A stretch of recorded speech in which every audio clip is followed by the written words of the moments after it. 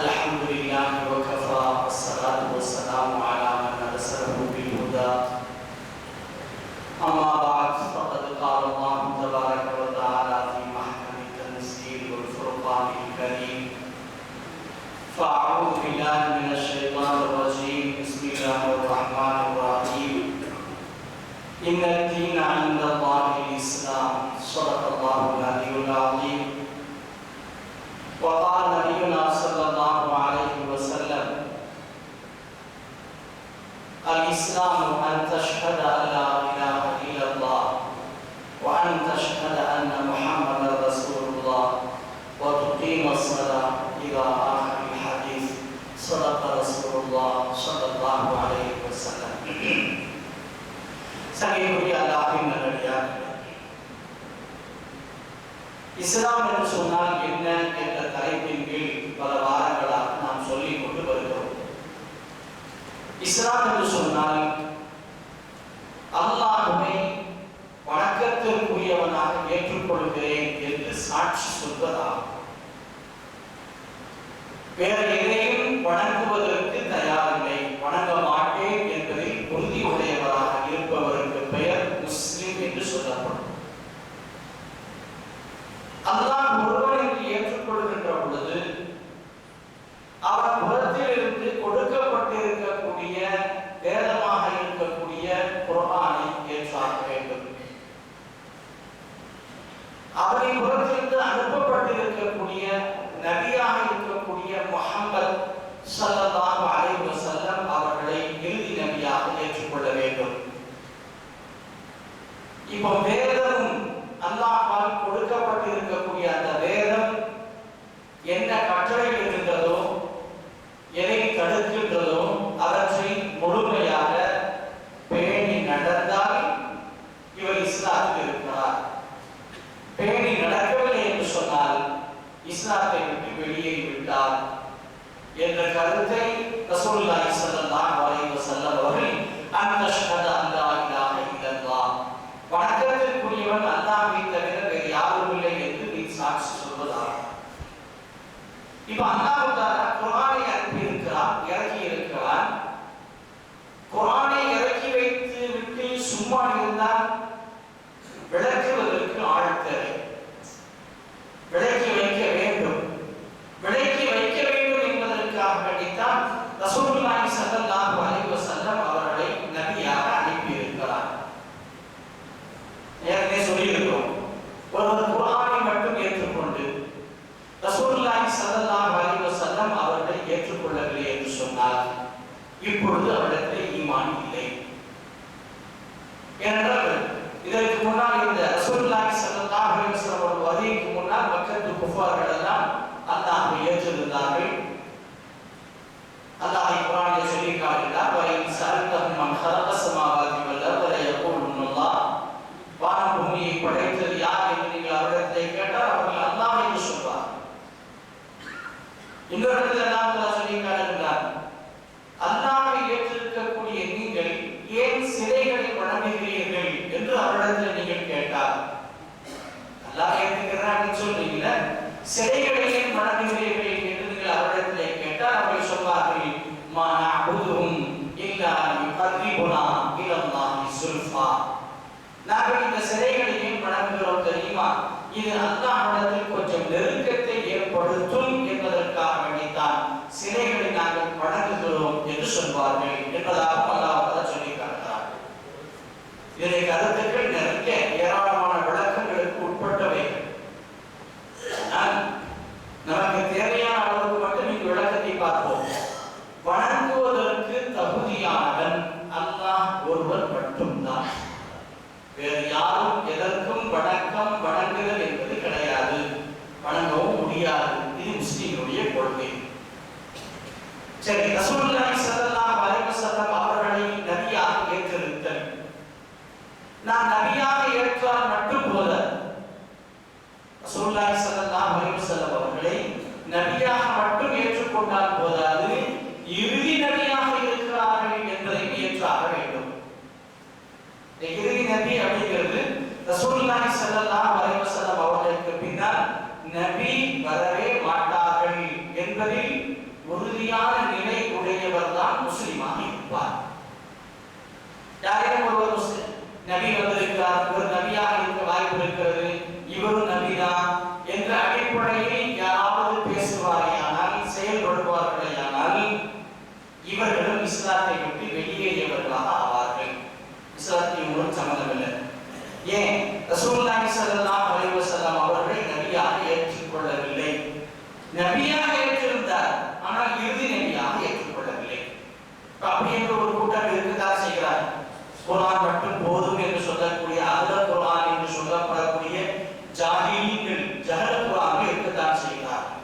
அதனால் அவர்கள் இஸ்லாத்தை விட்டு வெளியேறியவர்கள். குர்ஆனை மட்டும் வைத்துக் கொண்டு யாரும் எதுவும் செய்துவிட முடியாது. சரி, குர்ஆனை மட்டும் நான் ஏற்றுக்கொள்கிறேன் என்று சொல்லக்கூடியவர்களுக்கு அந்த குர்ஆன் தான் சொல்கின்றது, ரசூலை ஏற்றுக்கொள்ளுங்கள், நபியை ஏற்றுக்கொள்ளுங்கள், ரசூலுடைய சொல்லை ஏற்றுக்கொள்ளுங்கள், ரசூலுடைய நடவடிக்கைகளை ஏற்றுக்கொள்ளுங்கள், ரசூலுடைய வாழ்க்கை வழிமுறைகளை பின்பற்றுங்கள் என்றெல்லாம் சொல்லி காட்டுகின்றது. குர்ஆனை ஏற்றுக்கொள்கிறேன் என்று சொல்வார்கள், ஆனால் வாழ்க்கை வழிமுறையை நபியை பற்றி சொல்லுகின்ற பொழுது அதை மறுப்பார்கள். அப்படின்னா அவன் குர்ஆனை ஏற்றுக்கிறான் அர்த்தமா? அவனும் குர்ஆனை மறுத்திருக்கிறான் என்றுதான் அர்த்தம். அதனால குர்ஆன் மட்டும் என்று சொல்லக்கூடியவர்கள் இஸ்லாத்தை விட்டு வெளியே போய்விட்டார். இஸ்லாத்துக்குள்ள அவர்களுக்கு எந்த அனுமதியும் இல்லை. பிறகு தொப்பி வச்சிருக்கலாம், தாடி வச்சிருக்கலாம், ஜுப்பா போட்டிருக்கலாம், அல்லது பெரிய நாவன்மையோடு உறக்க பேசக்கூடியவர்களாக இருக்கலாம். எப்படி பேசினாலும் ஒன்றும் பிரயோஜனம் இல்லை. எப்போ அவருடைய மொழிகள் குர்ஆன் மட்டும் போதும் என்று சொல்லுகிறார்களோ அப்பொழுதே இஸ்லாத்தை விட்டு வெளியேறிவிட்டார்கள். காரணம், இஸ்லாம் என்று சொன்னால் அன் தஷ்ஹத அல்லா இலாஹ இல்லல்லாஹ் வ அன்ன முஹம்மதர் ரசூலுல்லாஹ். ரசூலுல்லாஹி ஸல்லல்லாஹு அலைஹி வஸல்லம் அவர்களை நபியாக ஏற்றாக வேண்டும், அல்லாஹ்வை ஒருவனுக்கு ஏற்றாக வேண்டும். இந்த இரண்டு நிலை. அல்லாஹ்வை மட்டும் ஏற்றுக்கொண்டு ரசூலுல்லாஹி ஸல்லல்லாஹு அலைஹி வஸல்லம் அவர்களை ஏற்கவில்லை என்று சொன்னால் இஸ்லாத்தை விட்டு வெளியே போய்விடுவார். இப்ப ரசூலுல்லாஹி ஸல்லல்லாஹு அலைஹி வஸல்லம் அவர்களை இறுதி நபியாக ஏற்றுக்கொள்கிறேன் என்ற மனப்பக்குவம் வந்துவிட்டார். இதற்கு பின்னால் நிறைய விஷயங்களை கவனிக்க வேண்டும். ரசூலுல்லாஹி ஸல்லல்லாஹு அலைஹி வஸல்லம் அவர்களுக்கு என்னென்ன விஷயங்களை நாம் பார்க்கிறோம்? கவுல் சொல்லை பார்க்க வேண்டும், ஃபிஅல் செயலை பார்க்க வேண்டும். மூன்றாவது, ரசூலுல்லாஹி ஸல்லல்லாஹு அலைஹி வஸல்லம் அவர்கள் இஷாரா செய்யலாம், செய்ய என்று சுட்டி காட்டிய, நாவாலும் இல்லை சொல்லாலும் இல்லை, சாடையால் சைக்கிளையால் சொல்லி காட்டியவைகள், இவைகளையும் பின்பற்றியாக வேண்டும். மூன்று, சொல், கவுல், ஃபிஅல், இஷாரா.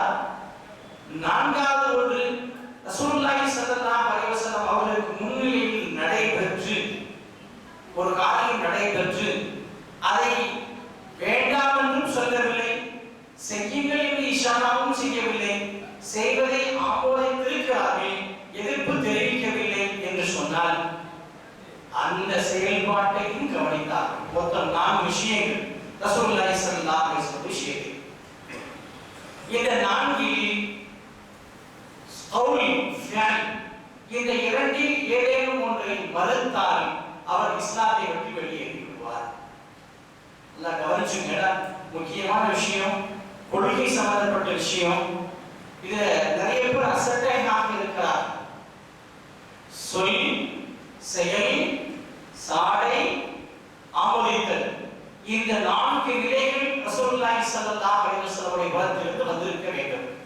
இந்த 4 முந்தி என்று சொல்லப்படக்கூடிய கவுல், ஃபிஅல் இருக்கின்றதே, இது குர்ஆனுக்கு ஒப்பான சொல்லாகும். கவுலும் ஃபிஅல் ரசூலுல்லாஹி ஸல்லல்லாஹு அலைஹி வஸல்லம் உடைய சொல்லும் செயலும் குர்ஆன் என்ன சட்டம் சொல்லுகின்றதோ, குர்ஆனின் மூலமாக என்ன சட்டத்தை கடைபிடிக்க வேண்டுமோ அதே சட்டத்தை தான் ரசூலுல்லாஹி ஸல்லல்லாஹு அலைஹி வஸல்லம் உடைய சொல்லுக்கும் செயலுக்கும் முக்கியத்துவம் வழங்க வேண்டும். சரி, மூன்றாவது 4வது விஷயங்கள், இதிலே தான் சில கருத்து வேறுபாடுகள் இமாம்களுக்கு மத்தியில் இருக்கும். அது முன்பின் பார்த்து இதில் எதை கடைபிடிக்க வேண்டும் என்று சொல்லப்பட்டிருக்கிறதோ அதை கடைபிடிக்க வேண்டும். என்றால் ரசூலுல்லாஹி ஸல்லல்லாஹு அலைஹி வஸல்லம் அவர்கள் ஒரு நேரம் ஆமோதித்திருப்பார்கள், ஒரு நேரத்தில் அதை தடுத்து இருப்பார்கள். அதே போல ரசூலுல்லாஹி ஸல்லல்லாஹு அலைஹி வஸல்லம் ஒரு தடவை செய்யுங்கள் என்று சாடை செய்திருப்பார்கள், சில நேரத்தில் செய்யாமல் பிந்தி இருக்கக்கூடிய இரண்டு விஷயங்கள் ஏதேனும் ஒன்றை மறுத்தால் அவர் இஸ்லாத்தை விட்டு வெளியேறியவராக ஆக மாட்டார். இப்ப ரசூலுல்லாஹி ஸல்லல்லாஹு அலைஹி வஸல்லம் சொல் கவுல் என்று வருகின்ற பொழுதும் செயல் என்று வருகின்ற பொழுதும் இந்த கவுலும் செயலும் ஃபிஅலும் இருக்கின்றதே இது அல்லாஹ்வினுடைய உத்தரவின் பிரகாரம் தான் ரசூலுல்லாஹி ஸல்லல்லாஹு அலைஹி வஸல்லம் இடத்திலே நடைமுறைப்படுத்தப்படும். ஏதேனும் ஒன்றை ரசூலுல்லாஹி ஸல்லல்லாஹு அலைஹி வஸல்லம் அவர்கள் சொல்கிறார்கள் என்று சொன்னால் அது அல்லாஹ்வின் உத்தரவு இன்றி எதையும் பேச மாட்டார்கள். சொல்லுக்கு விளக்கம் கவுல் அப்படிங்கிறதுக்கு ரசூலுல்லாஹி ஸல்லல்லாஹு அலைஹி வஸல்லம் ஒன்றை சொல்கிறார்கள் என்று சொன்னால் எப்போ நுபுவத்திற்கு பின்னால நபியாக அனுப்பப்பட்டதற்கு பின்னால் ரசூலுல்லாஹி ஸல்லல்லாஹு அலைஹி வஸல்லம் எதை சொல்கிறார்களோ அது அல்லாஹ்வினுடைய உத்தரவின் பிரகாரம் தான் சொல்லுவார்கள். சொல்வதென்ன பேசுவது கூட அல்லாஹ்வினுடைய உத்தரவு இன்றி பேச மாட்டார். தன்னுடைய மன இச்சையின் பிரகாரம் ரசூலுல்லாஹி ஸல்லல்லாஹு அலைஹி வஸல்லம் பேச மாட்டார். அப்படின்னா குர்ஆனுக்கு என்ன முக்கியத்துவம் வழங்கப்பட்டு இருக்கின்றதோ அதே முக்கியத்துவம் ரசூலுல்லாஹி ஸல்லல்லாஹு அலைஹி வஸல்லம் அவருடைய சொல்லுக்கும் கொடுக்கப்பட வேண்டும். ஏன் அப்படி கொடுக்கணும் அப்படின்னு சொன்னா ரசூலுல்லாஹி ஸல்லல்லாஹு அலைஹி வஸல்லம் பேச்சு சொந்தமான பேச்சா அல்லது அல்லாஹ்வின் உத்தரவா என்பதற்கு குர்ஆன் சொல்லுகின்றது வமா யன்திகு அனில் ஹவா இன் ஹுவ இல்லா வஹ்யுன் யூஹா. நபி நாயகம் ஸல்லல்லாஹு அலைஹி வஸல்லம் அவர்கள் தன்னுடைய மன இச்சையின் பிரகாரம் எந்த பேச்சுக்களையும் பேசிவிட மாட்டார். அவர் பேசக்கூடிய அத்துணை பேச்சுக்களும் அல்லாஹ்வினுடைய வஹீயின் மூலமாக இன் ஹுவ இல்லா வஹ்யுன் யூஹா இது அல்லாஹ்வுடைய புறத்திலிருந்து கொடுக்கப்படக்கூடிய வஹியாகும் என்று அல்லாஹ் தஆலா சொல்லி காட்டுகிறார். இப்ப ரசூலுல்லாஹி ஸல்லல்லாஹு அலைஹி வஸல்லம் சொல் அது குர்ஆனுடைய வசனத்திற்கு ஒப்பான சொல். செயல்பாடு அடுத்து வரும் பெருமானார் ஸல்லல்லாஹு அலைஹி வஸல்லம் வழிமுறை வாழ்க்கை வழிமுறை எல்லா நிலைகளிலும் அது குடும்பவியலாக இருக்கட்டும் வணிகவியலாக இருக்கட்டும் பொருளாதாரமாக இருக்கட்டும் எத்தனை துறைகளை இன்று கண்டுபிடித்து ஒவ்வொரு துறைகளாக வகுத்து பிரித்து வைத்திருக்கிறார்களோ அத்துணை துறைகளிலும் ரசூலுல்லாஹி ஸல்லல்லாஹு அலைஹி வஸல்லம் அவர்கள் எப்படி நடந்து காட்டி இருக்கிறார்களோ அந்த நடைமுறை இருந்தால் அவன் முஸ்லிம். அந்த நடைமுறையில் கோளாறு ஏற்பட்டால் இஸ்லாத்தை விட்டு வெளியேறிவிட்டார் என்று அர்த்தம். இரண்டாவது சொல்லியிருக்கேன். முதல்ல சொல்றது கவுல். கவுல்ல கொஞ்சம் கூட ரசூலுல்லாஹி ஸல்லல்லாஹு அலைஹி வஸல்லம் மாற்றம் செய்யக்கூடாது. ஃபிஅல் என்று வருகின்ற பொழுது செயல் வழிமுறை என்று வருகின்ற பொழுது அப்பொழுதும் ரசூலுல்லாஹி ஸல்லல்லாஹு அலைஹி வஸல்லம் அவர்கள் எந்த வழிமுறையை காட்டி இருக்கிறார்கள் வாழ்க்கை வழிமுறை இதிலேயும் கொஞ்சம் கூட மாற்றம் செய்து விடக்கூடாது. ஒரு கால் மாற்றம் விளைத்தோம் தவறி மாற்றம் விளைக்கலாம் தப்பி மாற்றம் விளைக்கக்கூடாது. புரிஞ்சுக்கணும்னு நினைக்கிறேன். வேண்டும் என்றே மாற்றமான காரியங்களை செய்துவிடக்கூடாது. ஏதோ ஒரு சந்தர்ப்ப சூழ்நிலை தவறு செய்து விட்டோம் தெரிஞ்சு செஞ்சா அதுக்கு பேரு தப்பு தெரியாம செஞ்சாலும் அதுக்கு பேரு தவறு. தவறு செய்து விட்டால் மன்னிப்புண்டு இஸ்லாத்திற்குள் இருப்பார். தப்பு செய்து விட்டால் தெரிந்து செய்து விட்டால் இஸ்லாத்தை விட்டு வெளியேறியவராக ஆகிவிடுவார். இப்ப ரசூலுல்லாஹி ஸல்லல்லாஹு அலைஹி வஸல்லம் சொல் செயல் இந்த இரண்டு நிலைகளிலும் முழுமையாக யார் கடைபிடிக்கிறாரோ அவர்தான் முஸ்லிமாக இருப்பார். அல்லாஹ் சொல்லி காட்டுகிறார் அத்தீஉல்லாஹ வ அத்தீஉர் ரசூல். அல்லாஹ்வுக்கு வழிபடுங்கள் சொல் விஷயத்தில், வ அத்தீஉர் ரசூல் செயல் விஷயத்திலும் அல்லாஹ்வுடைய ரசூலுக்கு வழிபடுங்கள். வழிபடுதல் என்பது வேறு, வழிபடுதல் என்பது வேறு. இடையில இப்போ வந்துடும். வழிபடுதல் அப்படிங்கிறது சொல்லுக்கு வணக்கம் என்ற அடிப்படையில், வழிபடுதல் என்பது இதிலும் வணக்கம் என்ற அடிப்படையில் இருக்கும். சொல்லுக்கும் கட்டுப்படுங்கள் செயலுக்கும் கட்டுப்படுங்கள். வழிபடுதலுக்கு அர்த்தம் வழிபடுதல் அப்படிங்கிறது வணங்குதல் அர்த்தம். அல்லாஹ் தஆலா ஒரே வாசகத்தை தான் ஒரே வார்த்தையை தான் உபயோகிக்கிறார். அத்தீஉல்லாஹ வ அத்தீஉர் ரசூல். அல்லாஹ்வுக்கு நீங்கள் வழிபடுங்கள், ரசூலுக்கு சொல்லுக்கு வழிபடுங்கள். அல்லாஹ்வுக்கு வழிபடுதல் என்பது சொல் மட்டும். அவனுக்கு செயலை எதிர்பார்க்க முடியாது. அவன் அந்த உலகத்துக்கு வந்து கல்யாணம் முடிச்சு குட்டிகளை வச்சு குடும்பம் நடத்தி இதெல்லாம் சொல்ல முடியும்? அல்லாஹ் அனைத்தை விட்டும் தூய்மையானவன், பரிசுத்தமானவன், தேவையற்றவன் அப்படிங்கிறதெல்லாம் தன்னை பற்றி சொல்லிக் கொண்டு வருகிறார். அல்லாஹ் சமத் லம் யலித் வலம் யூலத் எல்லாம் படிச்சு வச்சிருப்போம், அதெல்லாம் தெரிஞ்ச விஷயம் தான். ஆனா இன்னும் பாட்டு மட்டும் படிச்சிருக்கோம், கடவுள் மனுஷனாக பிறக்கணும் அப்படின்னு சொல்லி. யார் கடவுள் மனிதனாக பிறக்க வேண்டும் நினைச்சு வாயால படிக்கிறார்களோ அவரும் காஃபிராக ஆகிவிடுவார். இஸ்லாத்தை விட்டு வெளியே. இன்னைக்கு எத்தனை முஸ்லிம்கள் பாட்டை படிக்கிறோம், கேட்டா பழைய பாடல் வியாக்கியான வேற, கருத்துள்ள பாடல் கண்ணதாசன் எழுதி வச்சிருக்கிறார். சொல்றமா இல்லையா? சாதாரண சின்ன சின்ன விஷயங்கள் கூட நம்முடைய நாவிலிருந்து வெளிப்படுதல் இருக்கிறது. இது நம்மை அறியாமல் நம்முடைய ஈமான் வெளியே போய்விடும். அதாவது இதுதான் போன வாரம் வந்த மாதத்தை பற்றி சொன்னோம். வந்த மாதம் எந்த மாதம் தெரியல, வந்தே மாதம் போயிடுச்சு. வந்தே மாதம் அப்படிங்கிறது சாதாரணமான வார்த்தை தான். சில பேர் இந்த அடிவெள்ளிகளாக இருந்தாங்க பாருங்க, அரசாங்கத்தை பார்த்து பயந்து போய் இவரெல்லாம் என்ன செய்வாங்க, என்ன சட்டம் போட்டாங்க கேட்டு போயிட்டே இருக்க வேண்டியது. காரியத்தை நடத்துறது விட்டு போட்டு இதுக்கெல்லாம் எதிர்ப்பு தெரிவிச்சு நம்ம என்னத்தை சாதிச்சிட்டோம், எத்தனை விஷயத்துக்கு நம்ம எதிர்ப்பு தெரிஞ்சிருக்கு, ஏதாவது நடந்திருக்கா, சும்மா கேட்டு போயிட்டே இருக்க வேண்டியது. அப்புறம் பயந்தாமொழி இப்படி சொல்லுவாங்க. ஆனா உண்மை நிலை என்ன தெரியுமா?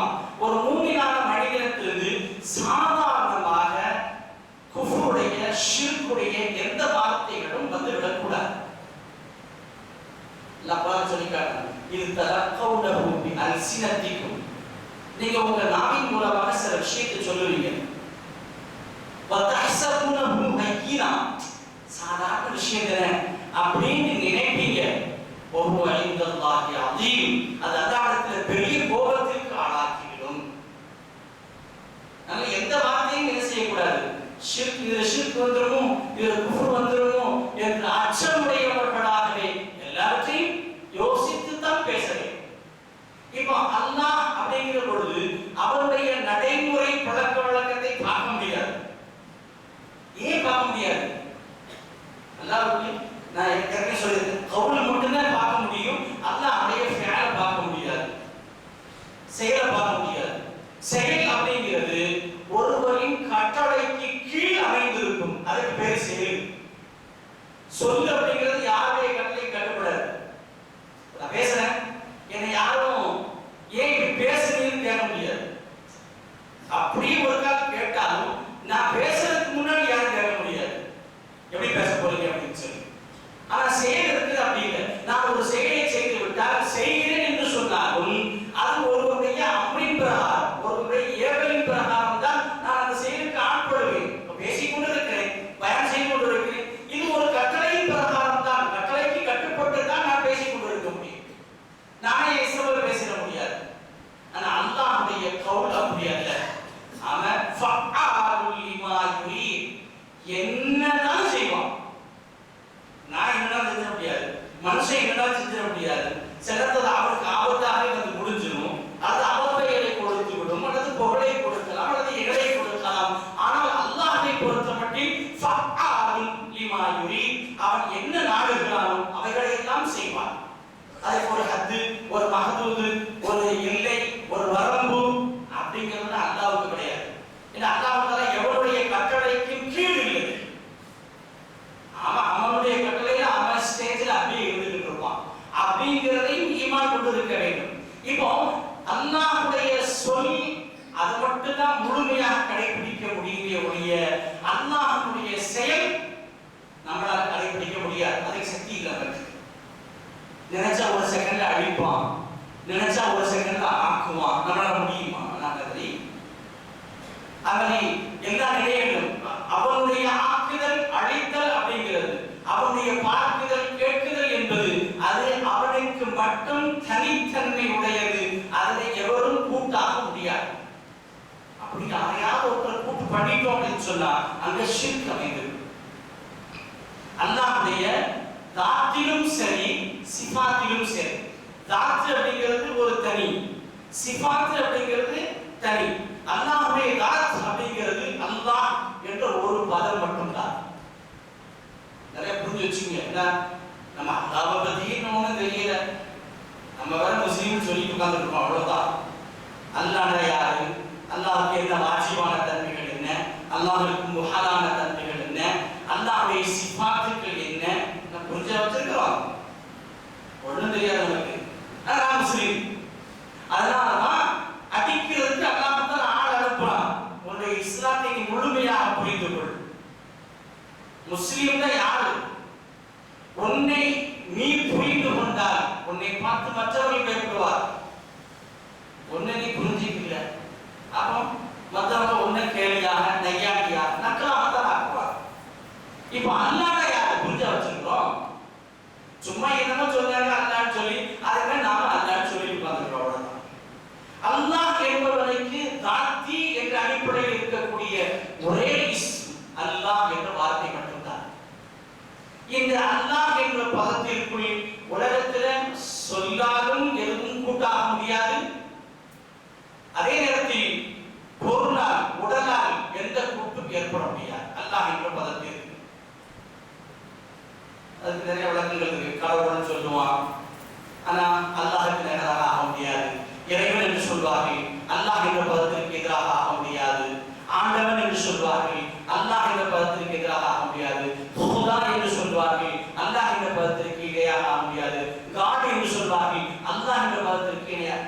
எந்த பதமும் எந்த வார்த்தையும் அல்லாஹ் என்ற இந்த வார்த்தைக்கு நிகராக ஆக முடியாது. இதுக்கு பேர் தான் அல்லாஹ். இந்த அல்லாஹ் என்ற வார்த்தை தான் அல்லாஹ்வுடைய தாத்தி இஸ்மு, தாத்தி பெயர், அவனுடைய உடல் கூறு சம்பந்தப்பட்ட பெயர். உடல் எப்படி இருக்கும் கேட்டாதீங்க, அப்படிலாம் கேட்டீங்கமா போயிடும். உடல் எப்படி இருக்கும், கை இருக்குமா, கால் இருக்குமா, அல்லாஹ்வுக்கு உருவம் இருக்கா, அல்லாஹ்வுக்கு உருவம் இருக்கிறதா என்று சிந்தித்தவர்கள் எல்லாம் காஃபிராக போய்விட்டார். உருவம் உண்டா இல்லையா அப்படிங்கிறதுல ஏன்னா அப்படித்தான் சிலைகள்லாம் வந்ததுக்கு காரணமே அதுதான். கடவுள் அப்படின்னு சொன்னா ஒரு கை இருக்கக்கூடாது, 1000 கை இருக்கணும். வச்சா 1000 கையை வச்சு ஒரு சிலையை வச்சான். ஒரு முகம் இருக்கக்கூடாது, எத்தனை முகம் இருக்கணும்? 6 முகம் இருக்க வேண்டும். வச்சா சிலைய போயிட்டு அதிகமான போயிடும். இப்படி உருவாக்கப்பட்டதுதான் சிலை வணக்கங்கள். 1000 கண்ணு, 1000 கை, 1000 கால். அல்லாஹ்வுடைய தாத்தை பற்றி சிந்திப்பதற்கு யாருக்கும் அனுமதி இல்லை. கை எப்படி இருக்கும், கால் எப்படி இருக்கும், அல்லாஹ் குர்ஆன்ல எப்படி சொல்லி இருக்கிறார் அப்படி இருக்கிறார், அவ்வளவுதான். அல்லாஹ் ஒருவன், முடிஞ்சு போச்சு. அல்லாஹ் ஸமத், அல்லாஹ் தேவையற்றவர், முடிஞ்சு போச்சு. இதோட நிப்பாட்டிங்க.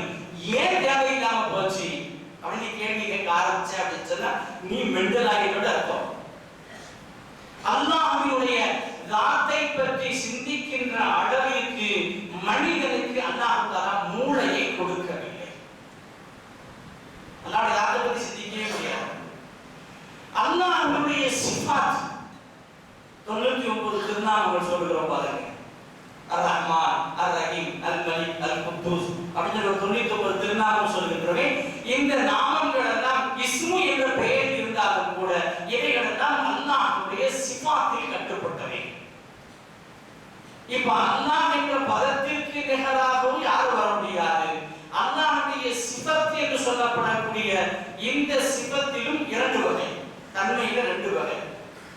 சிஃபத்தே கமாலியா அப்படின்னு சொல்லுவாங்க, சிஃபத்தே நாகிஸா என்று சொல்வாங்க. முழுமையான சிஃபத்து, குறைவுள்ள சிஃபத்து. அல்லாஹ்வுக்கு கொடுக்கப்பட்டிருக்கக்கூடிய அத்துணை சிஃபத்தும் சிஃபாத்தே கமாலியா, முழுமையான சிஃபத்துக்கள் உடையவன் யாரு?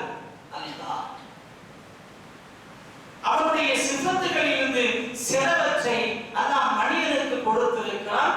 அவைகள் எல்லாம் நாகிஸா, குறை உள்ளவை. உதாரணத்துக்கு வச்சுக்கிறோமே, சமீன், கேட்கக்கூடியவன். நம்ம என்ன கேட்கிறோம்? அல்லாஹ் தான் கேட்கிறான்.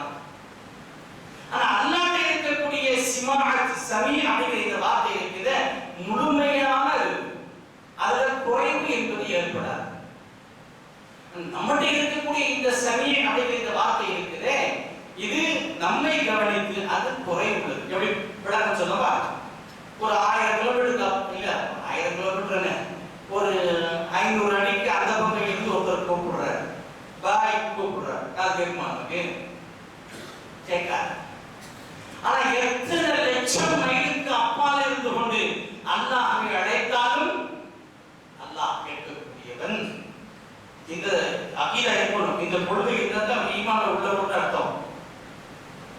என்னதான் என்னமில்லாமோ சொல்லி பார்த்துட்டேன், அல்லாஹ் கேட்கிற மாதிரி தெரியல, துவாவும் கேட்டு கேட்டு பார்த்துட்டேன், சாப்பிட்ற மாதிரி தெரியல, நினைக்கிறமா இல்லையா? நிறைய பேர் நினைக்கிறோம். இந்த நினைப்பு நீங்க சாதாரண நினைப்பு நினைக்கிறீங்களா? நம்மளோட ஈமான் போகக்கூடிய நினைப்பு. ஈமான் போயிடும். அல்லாஹ் எவ்வளவோ கேட்டு கேட்டு பார்த்துட்டேன், தரவே மாட்டேங்கிறான். கேட்டா என்ன கேட்காட்டே அப்படின்னு நினைக்கிறோமா இல்லையா? இது நம்முடைய ஈமான் வெளியே போகுதுன்னு அர்த்தம். ஆனா நமக்கு தெரியாம போயிட்டு, நமக்கு தெரியாம நம்முடைய ஈமான் போய்கொண்டே இருக்கின்றது. அதை பாதுகாக்கக்கூடிய வழியை கடைபிடிக்க வேண்டும். இப்போ அல்லாஹ்வுடைய சிஃபத்து ஒரு 5-6 பேர் மொத்தமா பேசுறா வச்சுங்களேன், என்னப்பா மொத்தமா கத்திக்கிட்டு இருக்கீங்க, ஒவ்வொருத்தரா பேசு அப்படின்னு யார் சொல்லுவா? நாம சொல்லுவோம். 5-6 பேர் மொத்தமா பேசுனீங்கன்னா என்ன புரியும்? எவன் என்ன சொல்றான்னு தெரிய மாட்டேங்குது, கொஞ்சம் பொறுங்க, ஒவ்வொருத்தரா பேசுங்க நம்பா அப்படின்னு சொல்வது மனிதனுடைய செழிப்புடன். படைக்கப்பட்ட அத்துணை படைப்புகளும் ஒரே நேரத்தில் கத்தினாலும் யார் என்ன சொல்கிறார் என்பதை கேட்கக்கூடிய செழிப்புடன் அதே சித்தத்தை கமாலியா அப்படிங்கிறது. இப்படியே ஒவ்வொன்றையும் எடுத்துருக்கேன். அதனால அல்லாஹ் சொல்றான், ஃபஅஅலு லிமா யுரீத், அவன் என்ன நாடுகிறானோ அதை செய்வான். ஒரு மனுஷன்கிட்ட அல்லாஹ்வுக்கும் மனுஷனுக்கும் மத்தியில் சித்தத்து விஷயத்துக்கு வித்தியாசம் பார்ப்போமே. மனிதன் ஒன்றில் நல்லவனாக இருப்பான் அல்லது கெட்டவனாக இருப்பான். அவன் நல்லவன் அப்படின்னு பெயர் எடுக்கும் பொழுது கெட்டவன் என்ற பெயர் எடுக்க முடியாது, கெட்டவன் என்று பெயர் எடுக்கின்ற பொழுது நல்லவன் என்று பெயர் எடுக்க முடியாது. அது இப்படி விளங்க. ஒருத்தன் ஒரு நேரம் நல்லதை செய்வான், இன்னொரு நேரம் கெட்டதை செய்வான். ஒரே நேரத்தில் நல்லதையும் கெட்டதையும் செய்ய வைக்கிறது என்பது மனிதனால முடியாது, ஆனா அல்லாஹ்வால முடியும். அதனால அவன் நாஃபியாகவும் இருக்கின்றான், லாராகவும் இருக்கின்றான். அவனுடைய திருநாமங்கள்ல வரும் அந்நாஃபியா அல்லாஹ் அப்படின்னு வரும். அவன் ஹாதியாகவும் இருக்கிறான், முதில்லாகவும் இருக்கிறான், ஹிதாயத்தை கொடுக்கிறான், வழிகாட்டியை கொடுக்கிறான். இப்படி மாறுபட்ட நிலைகளில் உள்ள தன்மைகள் ஒரே நேரத்தில் ஒரு சேர அல்லாஹ்வால் மட்டும்தான் முடியும், மற்ற யாராலும் முடியாது. அதனால ஃபஅஅலு லிமா யுரீத். சரி, நம்ம ஒண்ணு செஞ்சோம். மனுஷன் யார் எதை செஞ்சாலும் ஏன் செய்தாய், எதற்கு செய்தாய், எப்படி செய்தாய், செஞ்சிருக்க கூடாது, செய்யலாமே என்ற கேள்விகளுக்கெல்லாம் மனிதனுடைய செயல்பாடு அமையும். அது எவ்வளவு பெரிய உயர்ந்த பதவியில் இருந்தாலும் சரிதான், உச்சாணி கொம்புல இருந்தாலும் சரிதான். ஆனா அல்லாஹ்வுடைய செயல் லா யுஸ்அலு அம்மா யஃஅல். அல்லாஹ் எதை செய்கிறானோ அதை கேட்பதற்கு எவருக்கும் அருகதை இல்லை. அவன் எப்படி செய்யலாம்? ஃபஅஅலு லிமா யுரீத். அதனாலதான் சொன்னேன், அல்லாஹ்வுடைய சொல் விஷயத்தில் மட்டும்தான் கவனிக்க முடியும். அந்த அளவுக்கு தான் நமக்கு, அதுவும் எந்த அளவுக்கு மனிதனால் செய்ய முடியுமோ, செயல்படுத்த முடியுமோ, அப்படிப்பட்ட சட்டங்களின் மூலமாகத்தான் மனிதனை அல்லாஹ்வுக்காக அமைத்து வைத்திருக்கிறார். இஸ்லாம் கொடுக்கக்கூடிய, குர்ஆன் சொல்லக்கூடிய எந்த சட்டங்களும் மனிதனால் கடைபிடிக்க முடியாது என்று சொல்ல முடியாது. அப்ப முடியாத ஒரு சட்டத்தை மனிதன் மீது இறக்குகிறான் அப்படின்னு சொன்னா அல்லாஹ் மனிதனுடைய நிலைகளை அறியாதவனாக இருக்கிறான் என்ற நிலைக்கு போயிடும். அல்லாஹ் அப்படியா? அல்லாஹ் எல்லாம் அறிந்தவன். அல்லாஹ்வுடைய அந்த செயல்பாடுகள் எல்லாம் மனிதனுடைய ஆற்றலுக்கு தக்கவாறு. எந்த நேரத்தில் தொழ சொன்னா தொழ முடியும், எவ்வளவு நேரம் நோன்பு வைக்க சொன்னா நோன்பு வைக்க முடியும், எவ்வளவு செலவு செய்து ஸகாத் ஹஜ் செய்ய வேண்டும் என்று சொல்லப்பட்டிருக்கிறது. அந்தந்த காலகட்டங்களில் அந்தந்த நேரங்களில் அந்தந்த தகுதிக்கு தக்கவாறு அல்லாஹ் சட்டங்களை அமைத்து வைத்திருக்கிறார். எதையுமே புரிகிறது இல்லை. அந்த பிறந்தவனை கூட சொன்னானா பூமியில வந்து உள்ளது உடனே தொழுடா அப்படின்னு நல்லா கட்டளை இருக்கிறானா? இல்ல, ஒரு 7 வயசு வரைக்கும் ஜாலியா எந்த காரணியும் இல்லை. சரி, 7 வயசு வந்ததற்கு பின்னால தொழணும் அப்படின்னு அல்லாஹ் சொல்லியிருக்கிறானா? அது 10 வயசு வந்ததற்கு பின்னால தொழணும் அல்லாஹ் சொன்னானா? இல்ல. அல்லாஹ்வுடைய கட்டளை அப்படிங்கிறது இவன் வயதுக்கு வந்ததற்கு வந்ததற்கு பின்னால், 13 வயசு 15 வயசு வச்சுக்கோங்க, 15 வயதுக்கு பின்னால் தான் அல்லாஹ்வுடைய கட்டளை இவனை முன்னோக்கி வரும். பிறந்த உடனே வர்றதில்லை. இப்ப 7 வயசு 10 வயசு அப்படிங்கிறது ரசூலுல்லாஹி ஸல்லல்லாஹு அலைஹி வஸல்லம் அவர்கள் சொல்லி தந்த சொல்முறை. அவ்வளவுதான். 7 வயசாக இருக்கின்ற பொழுது உங்களுடைய குழந்தைகளை தொழும்படி ஏவுங்கள்.